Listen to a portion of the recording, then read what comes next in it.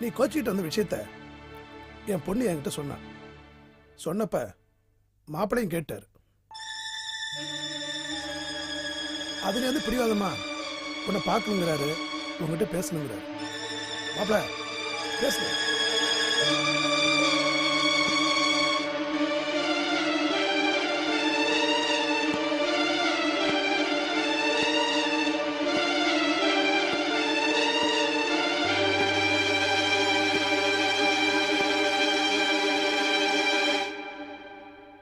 Mrs Ahalya,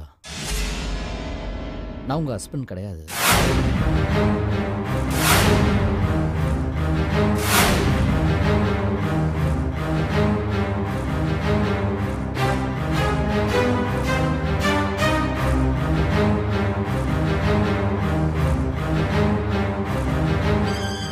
என்னுடைய wife சொல்கிற மாதிரி என்ன நம்பிட்டு நீங்கள் உங்களுடைய ஒரிஜினல் ஹஸ்பண்டை தேடாமல் விட்டுறாதீங்க ப்ளீஸ்.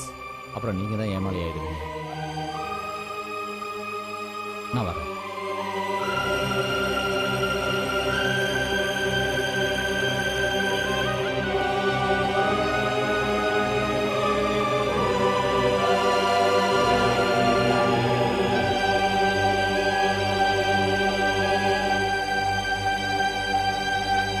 இதை சொல்றதுக்கு தான் இவ்வளவு டார்ச்சர் பண்ணி என்னை கூப்பிட்டு வந்தாரு தெரியாம போச்சு.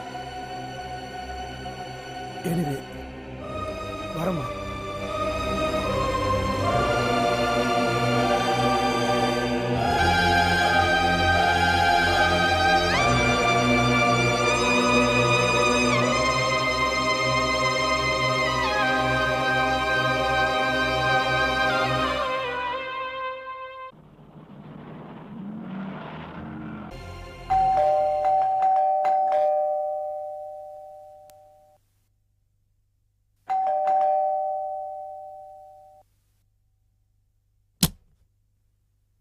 கௌரி வாமா, வா வா. சுந்தர் வரல? வாமா, உள்ள வா. வா. ஏன் இப்படி பண்ணீங்க? என்னமா பண்ண? என்ன பண்ணீங்கன்னு உங்களுக்கு உண்மையிலே தெரியாதா? தெரியாம தான் கேக்குறேன். கதிர் என்ன ஊருக்கு போய் சேர்ந்துட்டாருன்னா ஏன் என்கிட்ட போய் சொன்னீங்க? அது அது ஏன் தடுமாறுறீங்க? சாரிமா, அப்படி ஒரு பொய்ய உங்கள்கிட்ட நான் சொல்லியிருக்க கூடாது. அப்படி சொன்னதுக்கு காரணமே நீதான். நானா? ஆமா கௌரி, கொஞ்ச நாள் பழைய என்கிட்டயே அண்ணா அண்ணான்னு உயிரை விடுற. உன் கூட பிறந்து உனக்கு நல்லது கெட்டது பார்த்து செஞ்ச உங்க அண்ணன் கதிர் மேல உனக்கு எவ்வளவு அன்பு இருக்குன்னு எனக்கு நல்லாவே தெரியும்.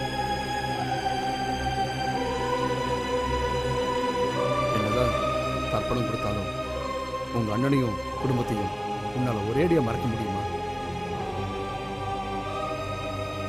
முடியாதுன்னு எனக்கு தெரியும்.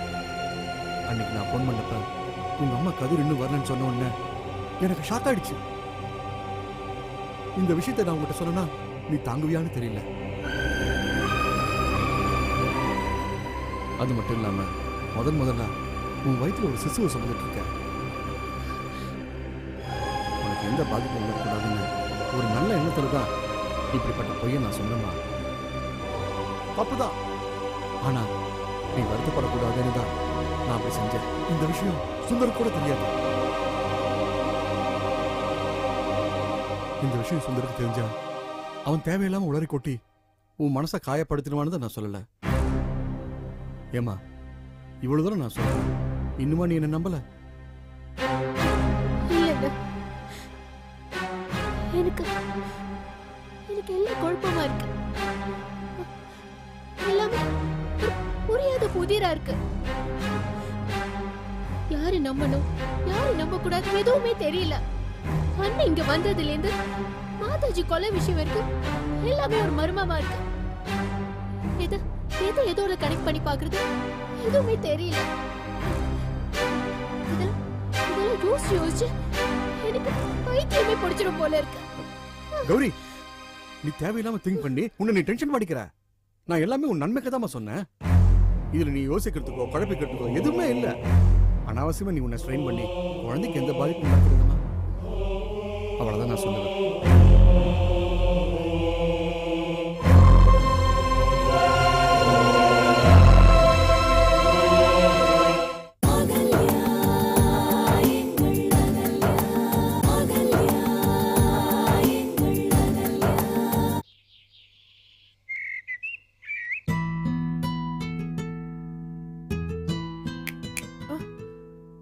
என்ன அகல்யா, எதை பத்தி யோசிச்சுட்டு இருக்க? கதிர் இங்க வந்திருந்தார். இங்கே? ஆமா, அவர் இங்க வந்து பேசிட்டு போனது எனக்கு ஒரு மாதிரி ஆச்சரியமாவும் குழப்பமாவும் இருக்கு சிவா. அதை பத்தி தான் யோசிச்சுட்டு இருந்தேன். அப்படியே நம்ம சொல்லிட்டு போனா வேற என்ன சொல்ல போறாரு? நான் ஹஸ்பண்ட் இல்லைன்னு சொன்னாரு. அதைத்தான் அவன் ஆரம்பத்துல இருந்து சொல்லிட்டு இருக்கானே. ஆமா, ஆனா எதுக்காக இப்ப வீடு தேடி வந்து சொல்லிட்டு போனோம்? என்ன? அது குமரன் தான். என்ன சிவா நீயுமா? அகல்யா, இனிமே நாம கதிர குமரன்னே கூப்பிடுவோம். அதுக்கு சில காரணங்கள் இருக்கு. நினைச்சேன் நீ ஒருத்தன் தான் சொல்லாம இருந்த, இப்ப நீயும் சொல்ல ஆரம்பிச்சிட்டியா? அமுதாக்கு குமரன் ஒரு பேர்ல இருக்கிற பழைய அண்ணன், அகல்யான்னு ஒரு ஃப்ரெண்ட் இருக்க வேண்டிய இடத்துல செண்பகவலின்னு புது அண்ணி, அத்தை மாமாக்கு தன்னோட பெரிய பையனால ஒரு புது உறவு. அப்போ உங்க கொஞ்சம் எல்லாரும் நிறுத்துறியா? என்ன நீ பாட்டுக்கு பேசிக்கிட்டே இருக்க? உன நாங்கெல்லாம் எவ்வளவு உயரத்துல வச்சிருக்கோம். உனக்கு அதெல்லாம் கொஞ்சம் கூட புரிய மாட்டேங்குது. இங்க பாரு, நம்ம குடும்பத்துக்குன்னு சில பொறுப்புகள் இருக்கு. உன்னை ஒதுக்கி வச்சுட்டு நாங்க யாரும் சந்தோஷமா இருக்க முடியாது. கதிர நான் குமரனை கூப்பிட சொல்றது அது மூலமா நமக்கு புது உறவுகள் கிடைக்குங்கிறதுக்காக கிடையாது. குமரனை நாம பாத்துட்டு இருக்கிற கதிர் இனிமே நாம பார்க்கவே முடியாத அளவுக்கு ஜெயிலுக்கு போக கூடாதுங்கிறதுக்காக. அகல்யா, நீ உன் புருஷனே உன்கிட்ட வந்து உன் புருஷன் கிடையாதுன்னு சொன்னதை நினைச்சு வருத்தப்பட்டு இருக்க. ஆனா நான் அவன் எங்க இருந்தாலும் நம்ம கண் பார்வையிலே இருக்கானேன்னு சந்தோஷப்பட்டு இருக்கேன். சிவா போலீஸ் வீட்டுக்கு வந்தாங்களா? வீட்டுக்கு வரல. போன் பண்ணி கதிர் பத்தி ஏதாவது தகவல் கிடைச்சுதான் கேட்டாங்க. எதுவும் கிடைக்கலன்னு சொல்லிட்டேன். பட் ஒன் திங், போலீஸ் ரொம்ப சின்சியரா கதிரை தேடிட்டு இருக்காங்க. அதனாலதான் சொல்றேன், அவன் குமரனாவே இருக்கட்டும். அப்பதான் அவன் மேல போலீஸோட பார்வை பதியாது. சிவா நீ சொன்னது திரும்ப சொல்லு. அகல்யா, இப்ப கதிர் குமரங்கிற பேர்ல அந்த வீட்டுல இருந்தான்னா நம்ம வீட்டுக்கு வரமாட்டான். சோ போலீஸோட கண்ணுல அவன் படுறதுக்கு சான்ஸே இல்ல. சிவா, சில விஷயங்கள் எனக்கு இப்ப புரியுது. மாதாஜி கொலையில கதிர் சம்பந்தப்பட்டிருக்காரு, போலீஸ் தேடுது. ஹைதராபாத்ல கதிர் இல்ல, இங்க கதிர் மாதிரி ஒரு குமரன். உனக்கு இதுல ஏதாவது புரியுதா? சுத்தமா புரியல. எனக்கு இப்பதான் ஒரு தெளிவு கிடைச்ச மாதிரி தோணுது. என்ன தெளிவு? அவரே போலீஸ்ல மாட்டிக்க கூடாதுன்றதுக்காக இந்த குமரன் வேஷத்தை போட்டிருந்தா இப்படி ஒரு ஆங்கிள் நம்ம ஏன் விட்டோம்? இனிமே இந்த ஆங்கிள் தான் அவரை அப்ரோச் பண்ண போறேன். என்ன பண்ண போற? அதை நான் பண்ணிட்டு சொல்றேன்.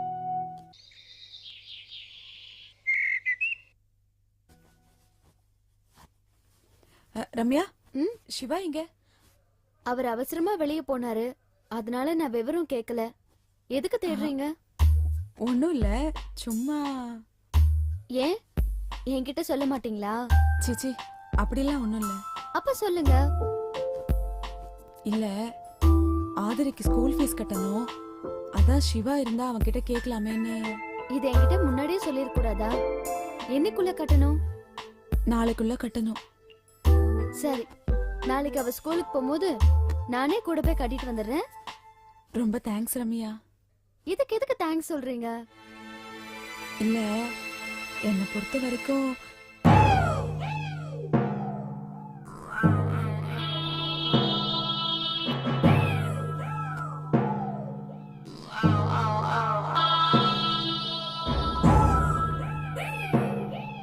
என்ன உள்ளவான்னு கூப்பிட மாட்டீங்களா? வாங்க. நீ என்ன இங்கே நின்னுட்டீங்க? அத்தை எங்க இருக்காங்க? அம்மா உள்ள படுத்துட்டு இருக்காங்க. அமுதா, ஒரு நிமிஷம்.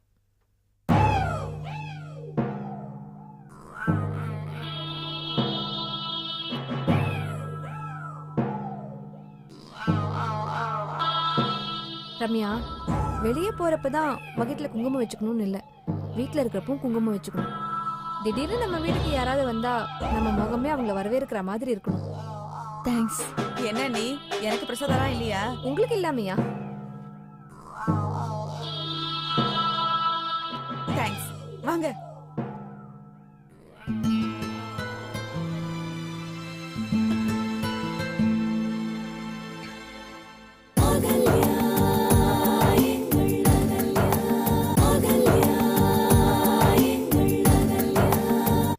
ராஜி.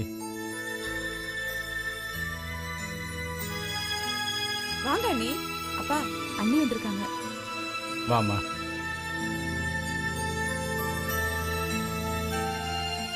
அத்தை,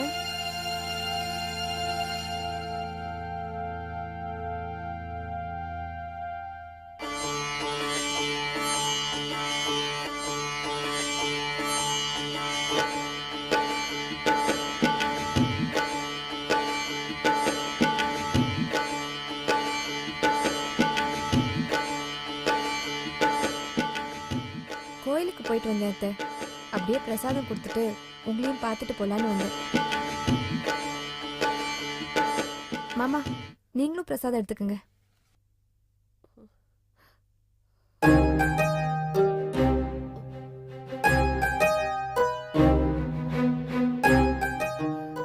அவர் வரலையான்னு பாக்குறீங்களா அத்தை? அவர் ஆபீஸ்ல இருக்காரு. காலையில வந்து பார்த்துட்டு போனார்ல? ஆ, வந்தா இல்ல வந்தாரு. என்ன அத்தை இது? அவர் உங்க மக. அவரை நீங்க வந்தா போனான்னு உரிமையா சொல்லலாம். நான் அன்னைக்கே சொன்ன மாதிரி உங்க எல்லாரையும் என்னால ஏத்துக்க முடியும். ஆனா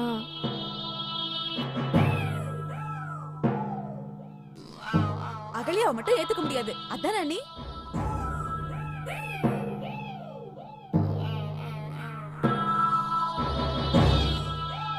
நீங்க என்ன நல்லா புரிஞ்சு வச்சிட்டு இருக்கீங்க.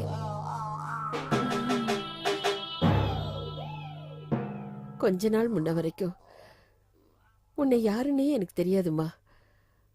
ஆனா இப்போ எனக்கா நீ வந்து பார்த்துட்டு போறப்போ இந்த குடும்பத்துல ஒருத்தியாவே உன்னை நினைக்க தோணுது. இதுக்கெல்லாம் நாங்க என்ன கைமாறு செய்ய போறோமோ தெரியலம்மா. என்ன அத்தை இது? பெரிய வார்த்தைலாம் பேசிக்கிட்டு உங்க எல்லாரோட அன்புக்கு முன்னாடி அப்படி நான் என்ன பெருசா பண்ணிட்டேன்? ஒத்துமையான உங்க குடும்பம், சந்தோஷம் துக்கம் எல்லாத்தையும் சமமா பங்கு போட்டுக்கிற உங்க குணம், இதெல்லாம் பாக்குறப்ப நான் இந்த குடும்பத்துக்கு மருமகளா வந்திருக்க கூடாதான்னு எனக்கே ஏக்கமா இருக்கு.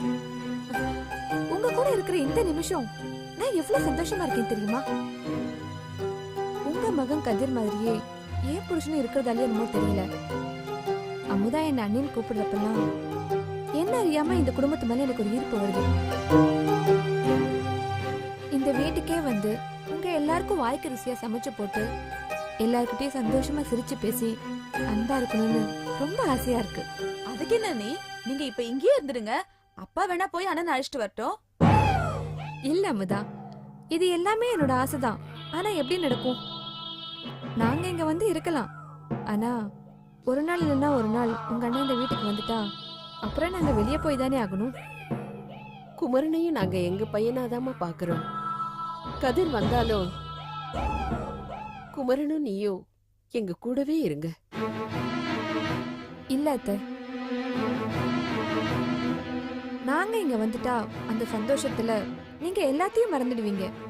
அப்புறம் உங்க மகன் கதிரை தேடுறத கூட நீங்க நிறுத்திடுவீங்க. அதனால முதல்ல உங்க மகன் கிடைக்கட்டும், அப்புறமா நாங்க இங்க வரோம். இந்த சின்ன வயசுலயே நீ நிறைய யோசிக்கிறம்மா. மற்றவங்க கஷ்டங்கள் என்னங்கிறத நல்லா புரிஞ்சு வச்சிருக்க. சரி மாமா, எனக்கு டைம் ஆச்சு, நான் கிளம்புறேன். வாமா. அத்தை, நேரத்துக்கு ஒழுங்கா சாப்பிடணும், கரெக்டா மாத்திரை போட்டுக்கணும், சரியா? சரிம்மா, நீ பார்த்து போயிட்டு வா. அமுதா, நான் வரேன். ரம்யா, நான் போயிட்டு வரேன். உங்களுக்கு தான் நான் காஃபி போட்டு எடுத்துட்டு வரேன். இந்த நேரத்துல நான் காஃபி குடிக்க மாட்டேனே. அண்ணி, ரம்யா போட்டு வந்திருக்காள்ல, அவளுக்காவது குடிங்களேன். சரி கொடுங்க, குடிக்கிறேன். இல்லனா ரம்யாக்கு என்ன பிடிக்காம போயிடும். ஐயோ, இவ்ளோ பிரியமா எல்லார்கிட்டயும் பழகுறீங்க, உங்களை போய் பிடிக்காம இருக்குமா? பெரியவங்க பேசிட்டு இருக்கீங்களேன்னு தான் நான் பேசாம இருந்தேன். யாரு? நான் பெரியவளா? நல்ல ஜோக்.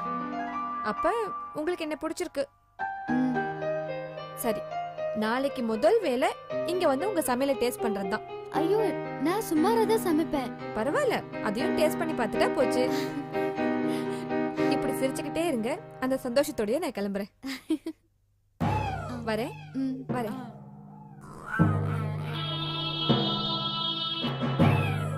என்ன சிவா, ரொம்ப அலைஞ்சிட்டு வரீங்க போல இருக்கு.